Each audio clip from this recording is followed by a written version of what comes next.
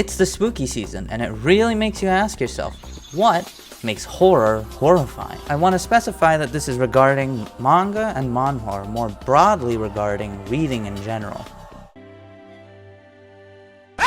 The reason I want to specify that is because, as you just saw, jump scares tend to only work in an audio or video format. Here, the sudden cut from a continuous medium leads to what we call a jump scare, or a jump cut, and it doesn't exactly translate well into read stories. Jump scares aren't the best of what horror has to offer either. Horrors that rely on jump scares tend to be more silly and nonsensical than they do tend to be actually horrifying. Jump scares can be terrifying, but they need to be tasteful and well executed.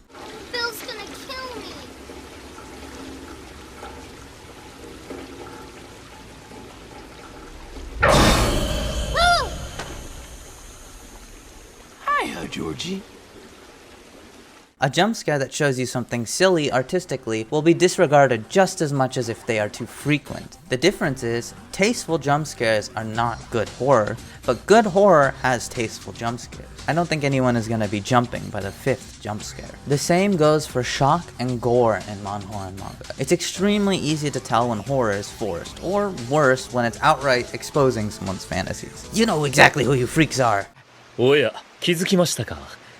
陸殿も好き者にござるな。 Constant jump scares, non-stop gore, etc. Spamming shock factors like Hadoukens is not how you make good horror. Generally, I think horror can largely be classified into 3 big categories, with most good horror having all 3: existential horror, psychological horror, and action horror. Existential horrors have the most range and are all about framing, whether it's a dystopian society, a cosmic horror, or even a mundane terror. Existential dread is all about framing the setting or scenario and making people question their role in the society, their place in the world, and where or who they are. A lot of Junji Ito's works, such as Uzumaki and The Enigma of Amigara Fault, are good examples of this, where a mysterious thing sort of happens and people are slowly drawn to it without their knowledge or will, succumbing to whatever twisted madness lurks beyond it. The webtoon Everything is Fine is a great example of this. Psychological horrors are less complicated than they sound. These are horrors that are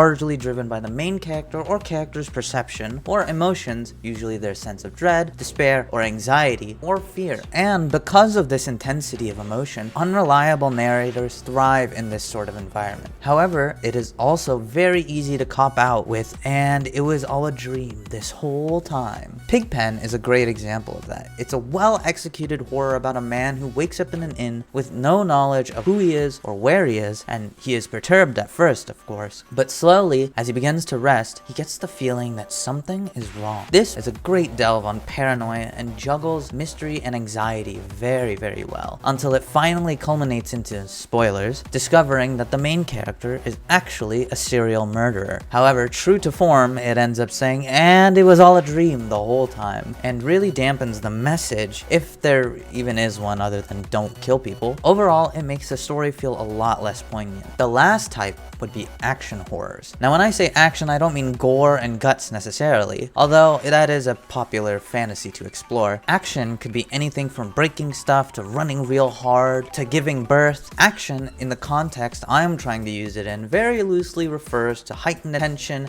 and some sort of active effort or physical activity. Classic examples of this are manga like Gantz. These are your classic gore, guts, and sometimes guns. There are lots of stories that love to highlight the extreme difference between art style and tone by providing a cleaner or more innocent looking art style and letting people just absolutely get demolished. So basically, what I was thinking of was, oh fuck, I can't believe you've done this. However, because things tend to lean towards the more hardcore, it's really easy to just spam shock factor after shock factor. Rooftop Swordsman is an excellent example of this. The beginning of this story starts with the main character being pulled in on a stretcher after some intense harassment. He falls into a coma because of his severe condition, and upon waking up, he finds out both of his parents are dead. They apparently fucking self-immolated while he was asleep, and video footage of it is posted and spreads, pun intended, like wildfire. After recovering and hiding out in an apartment for a while, a mysterious sword appears and lands on his roof, and thus we follow the protagonist's pursuit of revenge. You can see how it's just shock factor after shock factor laid out, even in the hook. The rest of the story is pretty similar and is just shockingly shocking, until the plot basically becomes nonsense. So here are 3 good horrors I think you will enjoy, one for each type.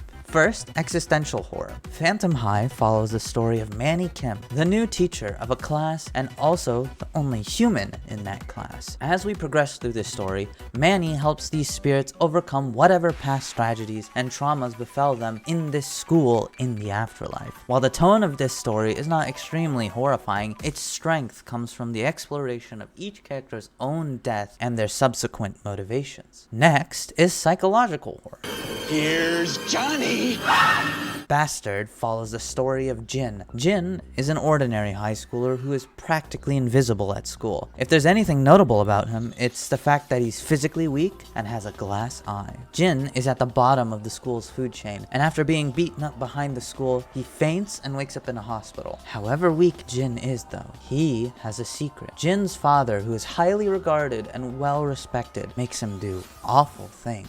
His dad is a murderer. The story is amazing at making you feel extremely paranoid and anxious at the constantly lurking serial killer in the background. Last is action horror. By the same author and artist as Bastard is a webtoon called Sweet Home. Our protagonist is Hyun, a soft-spoken young man who is forced to sell his house and move to a totally different apartment after the death of his entire family. During the first night he is staying in this new building, he hears a strange noise coming from outside. As he goes to investigate, he hears crunching from around the corner and notices a monster devouring a cat.